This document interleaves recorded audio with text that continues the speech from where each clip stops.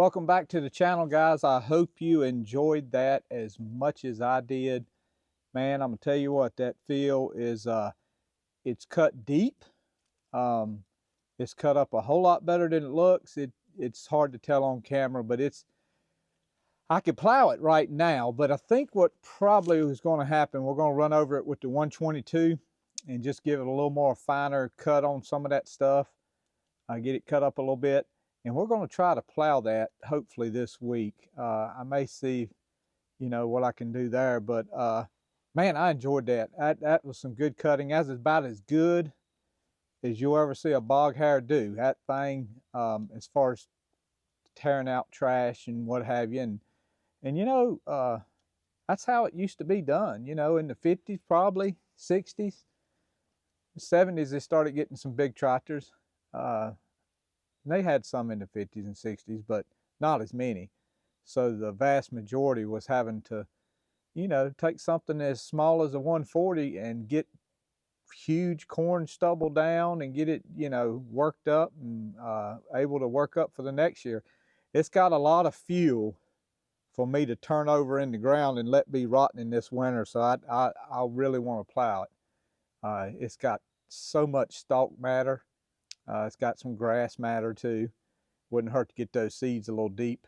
But all of that's just fuel for next year.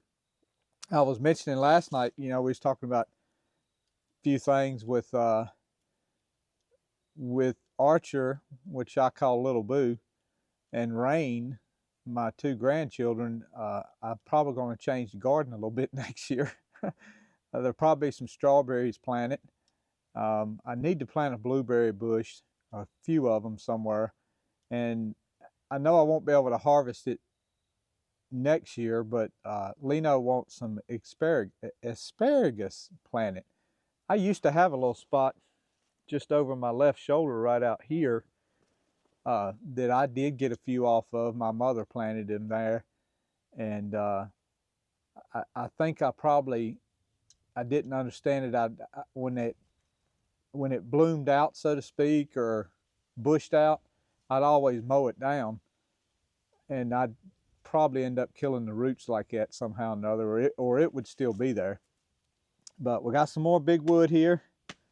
Big old piece of ash right there. Got a couple of pieces of poplar mixed in here. This is actually the second load. We split the first load already.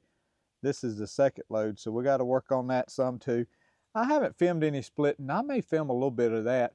Had to find a place halfway shielded from that western sun to finish this video up at. But man, I've enjoyed it. Enjoyed today's disking. Good gracious, that was fun. And the land was in pretty heavy order. But what helps you, and that's what it's all about, guys, is catching this land when it's right. Too dry, can't do nothing with it. Too wet, you can't do nothing with it. If it did not have the corn stubble and the mat, I call it the layer of mat, I probably couldn't have done that. But the fact that it had all of that to give me some traction and go through there, I was able to go through it with no problem, and it disked it up wonderfully. And certainly, hopefully, maybe by Thursday I can cut it with the 122, and then we can plow it. My wheat hasn't come up yet. If it don't come up in the next 2 or 3 days, I'm just going to plow all my gardens here at the house. We'll see. If it doesn't come up in the next 2 or 3 days, I'm going to chalk it up to some bad seed.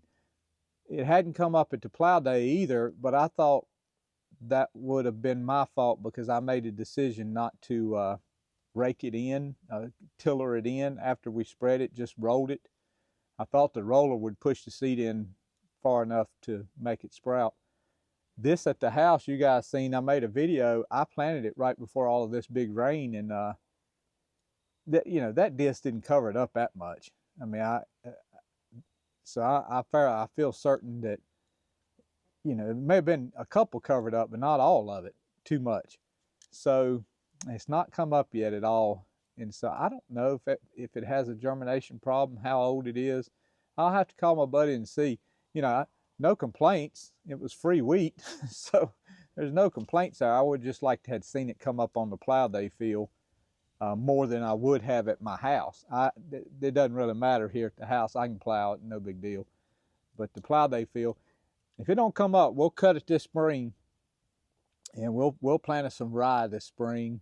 Maybe get the field a little more flatter, a little more leveler, and plant some rye, maybe with a drill. Roger's got a drill that I can pull with that 300, and hopefully, you know, we can do it then. But y'all have a good week, a good day, guys. Appreciate all you watching and subscribing, and hopefully you enjoy this video as much as I did.